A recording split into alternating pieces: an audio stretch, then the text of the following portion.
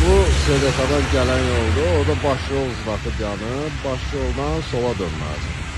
Düzdürmü? Gəldin, çatdın yol ayrıcı. Və bu yol ayrıcında o tərəfdən gələnlər üçün yol verilmiş ancaq. Yaxşı, bunlar yol verdi. Bunlar yol verdi, gəlib keçdim bura.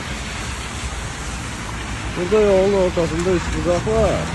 Və o üçbucaq demək olar ki, belə vaxtlarda görünmür. Daha falsın, heç nə görünmür. Gəldim bura, buradan sola dönəsən, sağa dönəsən, düz gedəsən. Kim kimə yol verməlidir, heç biri bəlli deyil.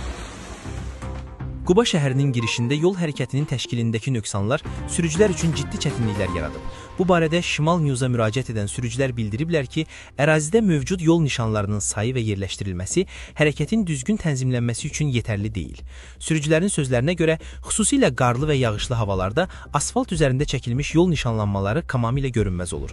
Qusar SDK istiqamətindən gələn nəqliyyat vasitələri Vaqif küçəsi ilə yol ayrıcına yaxınlaşarkən sola baş yol nişanı ilə qarşılaşır. Lakin yol ayrıcına daxil olduqda ilk döngədə hərəkətin əks istiqamətdə olduğu məlum olur və həmin istiqamətə dönmək mümkün deyil. Bu barədə xəbərdarlıq edən əlavə yol nişanı isə mövcud deyil. Bundan əlavə növbəti döngəyə daxil olmaq da mümkün olmur. Çünki yolun üzərində təhlükəsizlik adacığı yerləşir. Yol ayrıcının davamında dairəvi hərəkət hissəsi olmasına baxmayaraq, bunu göstərən müvafiq yol nişanı quraşdırılmayıb.